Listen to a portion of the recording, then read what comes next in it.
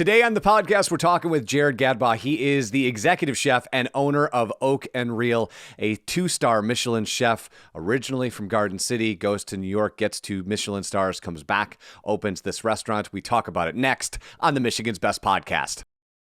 And as I said, my guest today from Oak and Reel, executive chef and owner, Jared Gadbaw. How are you, my friend? It is great to see you. Yeah, great to see you as well. I could be better, could be worse with the way the Lions game ended last night, but we're happy just to have some relevance here at the end of January. Yeah, I think, look, to derail just a half a second, I feel like we got farther this year. Like next year, I felt like we were going to be here. So does it suck? Yeah, it sucks, but I'm excited for next year.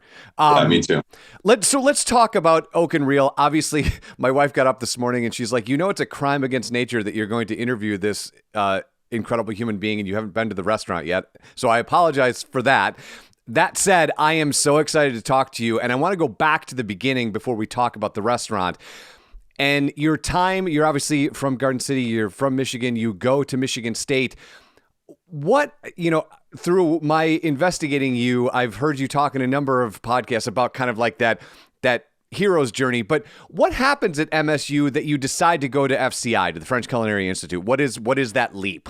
Growing up, we always had gatherings at my house, and it was something to look forward to, whether it was high school and college. Friends would come home. My parents were the cool parents, so we could, drink and hang out and do, what we wanted to do during those times, once I was kind of 18 and on my own. And that early formation of having gatherings with people and friends around food is what kind of started my love of food. I grew up really as an adventurous eater, and my dad was a good cook and my grandma was a great cook. And so I grew up in Garden City. So it's not like I was exposed to a whole lot of variety, cultural, differences. And so I went to Michigan State, and I think it was a combination of, I was not overly good in academics. Okay. I'm a big fan. I thrive in that immediate timeline, those deadlines of I got to cook this in 4 minutes. I got to cook this in 4 minutes. These kind of shorter increment, deadlines. I realize they're more geared towards my, approach to work. I kind of grew up in the car dealership and working with my hands and long hours. And it was just kind of, I think all these small moments steered me towards the kitchen. And when I got to Michigan State, I kind of, you got to pick a major, and I like cooking, and I thought maybe hospitality. So I think I just kind of blindly said, all right, let's try hospitality business. And then they force you to do internships. And I like the kitchen aspect versus the front of house aspect, or the front desk, or whatever it might be, whether it's a hotel or restaurant or anything. So, as I started doing these internships and taking on jobs, I realized that I really, enjoyed the kitchen, and I had at least a decent base talent in the kitchen. And that just continued to grow. And again, I graduated college. I moved back in with my dad. I was working at the car dealership again. And I think I just had one of these moments where I looked and I was just like, man, if I don't do something, I'm going to be sitting in this, I'm going to be sitting in his desk. He was a service manager, 20 years down the road. And I don't think that's what I wanted with my life. And at the time, my brother was living in New York City, and I was up late at night, and I saw an advertisement for the French Culinary Institute. And I said, hey, let me apply. It's a 6-month program. At least it gets me out of the door. It gets me out of the city, out of the state, and puts me, in the running for a different path in life. Frame this up for me. What year is that you kind of see this TV show and, this after hours commercial and head to New York City? So that must have been 2001, 2002. Gotcha. I moved to New York in December of 2002. So, I lived in Dearborn with my dad after college. I graduated from Michigan State in 2001, and I lived in Dearborn for about a year and a half, and then packed up my stuff and headed to New York. And then you finished the Culinary Institute, and do you end up at EMP, 11 Madison Park? Do you end up there first, or where did you go right after the Culinary Institute? No, I actually had a full-time job while going to school as well. So I'd get up at 7, I'd go to school until 3. I'd walk over to this little kind of French Asian fusion restaurant in Greenwich Village. Work there till midnight, party until 3, wake up, repeat. And from there, I got fired from that job for just being a young, stupid kid, running my mouth. So I had a couple of places kind of in between. I actually rose to be a sous chef before I went to EMP, and then kind of decided I wanted to just take a step back and learn a little bit more. And, I kind of stumbled upon 11 Madison Park. It was right when Daniel Hum had kind of come over from Campton Place in California, and I applied. I saw a Craigslist ad, and I kind of knew Danny Meyer owned it at the time, and I knew his reputation. And honestly, I walked in there and was just like flabbergasted by what they were doing, and it was just like, whoa, it was kind of one of those moments of epiphany where you realize that you don't know it, and you still got a lot of work to do to achieve your goals. So I took a job there and managed to stick it out for a year and a half. Yeah, you had said in other interviews, which I found interesting because from an outsider's perspective, right, Will has this book about unreasonable hospitality, and it seems like it's this, I think it's very easy for someone who's not in your position to romanticize. You've watched 2 seasons of The Bear, you watched the Food Network, right? Like you got this idea, but you've said it was like tough there, really tough. It was. I mean, everything had to be as absolute perfect as you could make it. And there was no compromise. There was no learning curve. It was just sink or swim. And there wasn't any coddling. I mean, this was still 15, 16 years ago. Right. It was before all these movements, and you can't say you can't do these things anymore. You can't act this way anymore.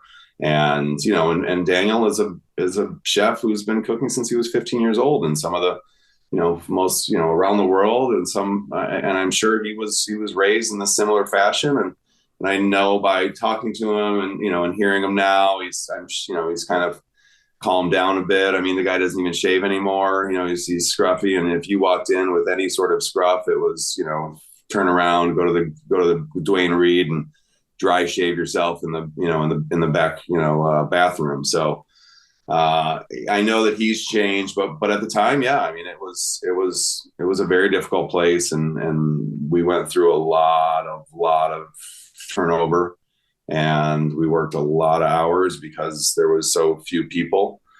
But I could honestly say in that year and a half, I mean, I established a foundation that would allow me to go and work with Michael White and get offered the job that eventually led to being the chef of Marea and all that came with as well. You end up at Marea right before we kind of join up with Oak and Reel. That first year you get the first Michelin star, and then obviously you leave there 9 years later having had 2 Michelin stars.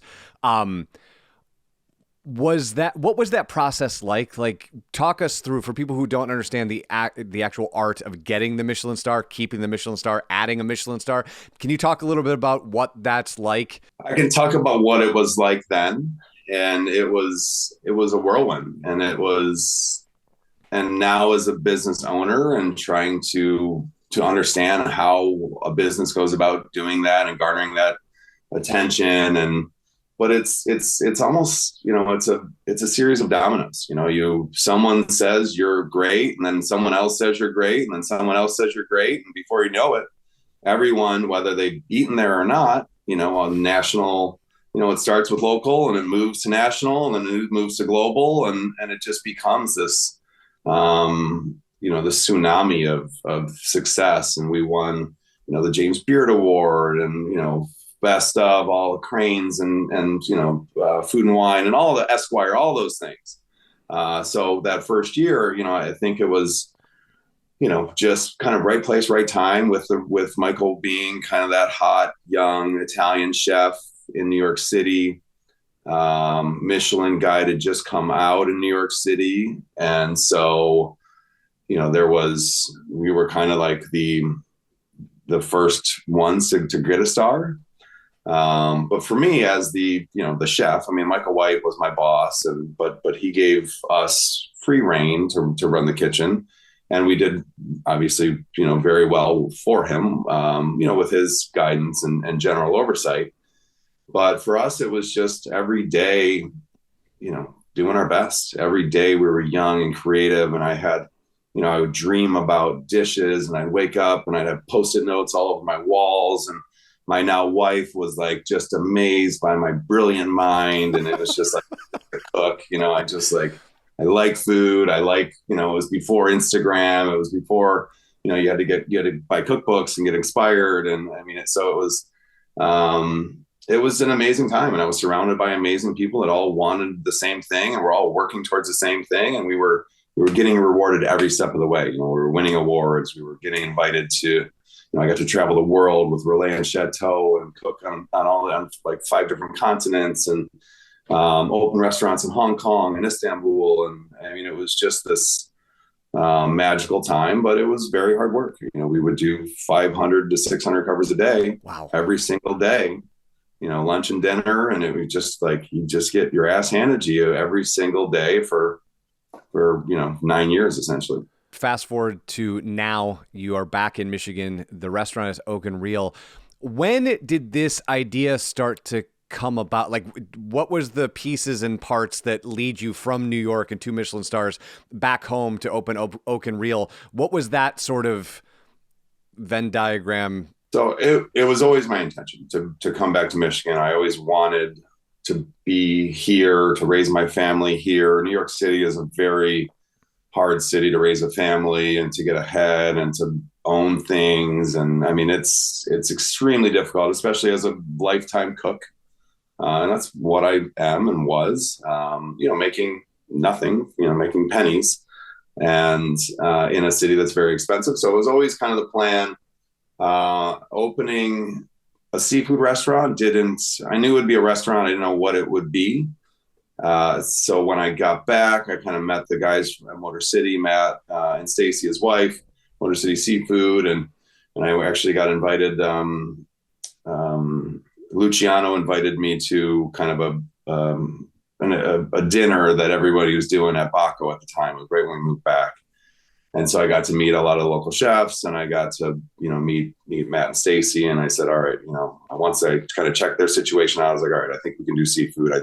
Because I didn't know if Michigan had enough variety, if it had, if we got good quality, or if we got just the scraps from Chicago, or how it worked, So when we moved back, I just started looking for a space, and I wanted a bigger space, and so that I didn't have to have a lot of different spaces, and so I just started the process, the long process of finding a space, raising money. Getting a bank to take me seriously, to help me, get over the final hurdle of financing, and then then we were about 5 weeks out, and that was March of 2020, and we all know what happened then. Yes, we do. And then we've just been going since then. So, and you actually physically opened, though, between the 2 closures, right? Like you're obviously doing the process in 2020, but you open the doors right in that sort of sweet spot. That's probably not the right terminology, but right there. Yes. Sure didn't feel sweet. But yeah, in September 10th of 2020, we opened the doors at whatever 25% occupancy, and it was out of necessity. Sure. I don't have a huge backer that is, never ending pockets. It was myself and my family and some of my friends and a number of people that kind of cobbled together the financing needed for this restaurant. And so September kind of came around, or the months leading up to that kind of came around, and I just tried to find 5 or 6 people that wanted to plunge headfirst into serving people without masks on indoors, and try to build a brand, because I didn't have a way to pivot. I didn't want to build a fast casual. I mean, I had a concept that I needed to build, so I couldn't just say, all right, I've got, I'm going to do takeout for, the next 3 months. Right. I didn't have I didn't have, any following. I didn't have anything. So it was challenging, but, we ultimately were able to kind of forge forward, and we're still here today. Now, how has this been for you? I heard you on another podcast talk about how, at the start of your career, right, there was this idea that if you were just a good chef, that would carry the restaurant. People would come to eat your food, and things have changed. So, here you are the Monday after the Lions lose, talking to an idiot that you've never talked to before. Like, is this sort of brand building something that you enjoy, or is this another difficult part of the job to kind of build a brand in a different direction than what maybe you wanted to do or like to do? Those that know me, and if you haven't been to the restaurant, which I agree with I promise I will fix that. I promise. I like being in the kitchen. I like to cook. I like to make the food the best that I can possibly make it. I don't have an issue going to the dining room, but I do have an issue with control, and I like to make sure that the food is always exactly the way I want it, so that our guests receive what they came to expect. And it's something that I need to work on personally to kind of put more faith in the people around me and allow them to grow in the same way I was allowed to grow. And it's definitely something that I'm working on as I mature in my career and my time here in Detroit. And I realize that there's more to it, and it requires constant effort. And like I said before, it's not as easy here because, there's not a New York Times to review us. There's not someone that's going to come in and say, this is a good restaurant, you guys should eat here. There are a number of kind of small things, which what we're doing here just to kind of get more and more exposure. But I'm constantly amazed at how many people just really have not even heard of Oak and Reel, or, don't know our story or anything like that. So it's up to me to just continue to, put my head down and work towards building that brand more on a daily basis, and so that it can continue to feed the people of our clients, and as well as allow our staff to kind of grow and learn and make mistakes on my time versus on their when they branch off into their own restaurant. Does that reflection change maybe the way that you look at experiences you might have had with past employers, your ability to kind of be in the driver's seat now? Have you found that you look back on the past differently because of that reflection, or not so much? I generally am a very thoughtful individual, and I'm always thinking of ways of mistakes I made. I've got 2 young kids. Obviously, I want to not make the same mistakes that my parents made, and as a boss, not make the same mistakes that bosses have made for me or with me. And so I do, yeah. I mean, I see I'm much more mature now than I was 27 years ago when I started this path. I have more experience. I have global experience. I've been around a lot of people. I always say I'm like the Matthew McConaughey of the kitchen. I get older and everyone around me stays the same age. So, you're constantly have these opportunities to mold the minds of future chefs and managers. And it's in my opinion, the most important job that I have. And it's something that I'm constantly thinking about so that I can give them the tools that they need to succeed, and the reality of how difficult it is. It's so easy to be a part of a boomingly successful restaurant. All you got to do is staff it and keep it moving. But to be a part of something that's not so successful it's a lot. It requires a lot more work. It's a lot more stressful. It's a lot more difficult. So but there are learning opportunities there. And let's be real, not everyone's going to have, a Marea in their lifetime. And, it's more important to be able to know how to make what you got work, than to be, than to be a part of something that's just guaranteed. But both are important. So hopefully, as we move forward, people around me, get kind of both exposures. Now, on both Instagram and TikTok, you can get a pretty good sense of what the food looks like, what the space looks like. Obviously, it's not the same as being there, but you alluded to earlier that you're surprised that people aren't familiar with Oak and Reel. So for people who might be listening and might not be familiar, what is the elevator pitch you typically give to people of what Oak and Reel is and why they should go check it out?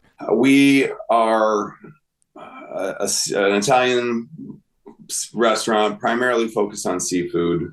We strive daily to provide plates that are recognizable, ingredients are recognizable, and pay homage to those great ingredients instead of muddling them with superfluous garnishes and microgreens and things like that. We want the ingredients to speak for themselves, to sing, to be boldly flavored and balanced and heavily steeped in tradition and the fundamentals of cooking, great stocks, great sauces, cooking techniques, homemade pastas. There's so many basics that a lot of people glaze over now in search for that new, like, shiny technique or, plating style or whatever that, I think that we're more old school and that we're, what you see on your plate is recognizable. It's delicious. It's cooked properly. It's balanced. It's creative. It's seasonal. It's local. It's sustainable. So that's kind of where we're at. And we're heading into Valentine's Day, and it's the perfect chance for you to book a table for Valentine's Day. Yeah. Talk to me about the Upright. What was the impetus for starting something like that, and how do people access the speakeasy? So the Upright is a cocktail bar in the lower level of Oak and Reel. It is Oak and Reel. The building space is large. It's got a large footprint, and I just took it all when I bought it. I said, all right, I can make do. I know what it's like to need more space.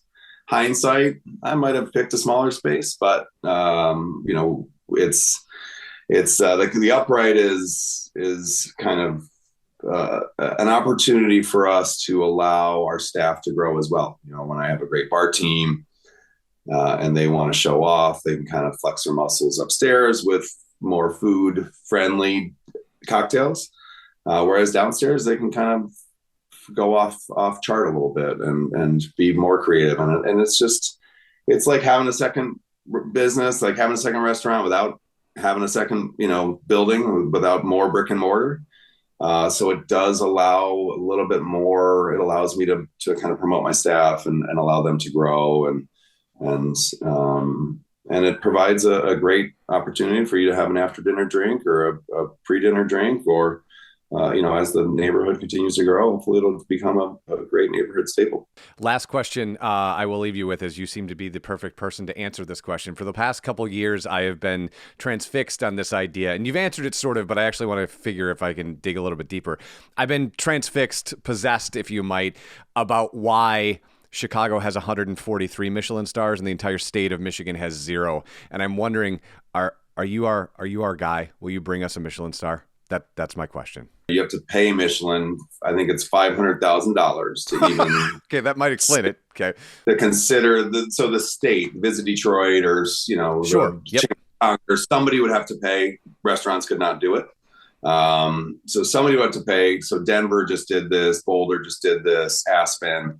So essentially, it's some sort of organization that agrees to get Michelin's attention, and then Michelin would come and do a study to see if it was worth their time, and then if they said yes, then it would be up to the operators to decide whether they wanted to go after a Michelin star, and it's a costly endeavor. It is difficult as is to operate, without saying, all right, I got to get new plates and new silverware and new wine glasses. And you can get a Michelin star as kind of off the beaten path. There's some food stalls and things like that have Michelin stars, but in this day and age, I think it's you really have to stack a lot of things together in order to achieve it. Your service has to be great, your decor has to be great, your food has to be great. So it's difficult. I'm actually having a conversation with our magazine later on about the same thing, because it's something that's on a lot of people's minds, but there are so many layers to it that, I'd love to put my hand up and say, give me a Michelin star, because it'd be great for my staff, it'd be good for their resumes, it'd be great for tourism and bringing more people to Milwaukee Junction instead of, the downtown, midtown area. So, sure. Would I love to have one? Yes. But, it comes with a lot of stress. It comes with a lot of expectations. And, as a chef, it's really hard. It's hard to read reviews, and you put your life on these plates every day. And, to have people just, the world is one big review. I mean, all you got to do is go online and you can find out what people think about your show, what people think about everything, and it's just like, and it can be really hard to take the criticism and to feel not, so there's some pluses and minuses to what I think Michelin would do for Michigan. Jared, this has been an absolute blast. If people want to reach out to Oak and Reel, just oakandreel.com, or is there a better way for them to do that? Yep. oakandreel.com. All right, my friend, have a awesome rest of the season, and I will come see you very soon, I promise. I look forward to it. Thanks for having me.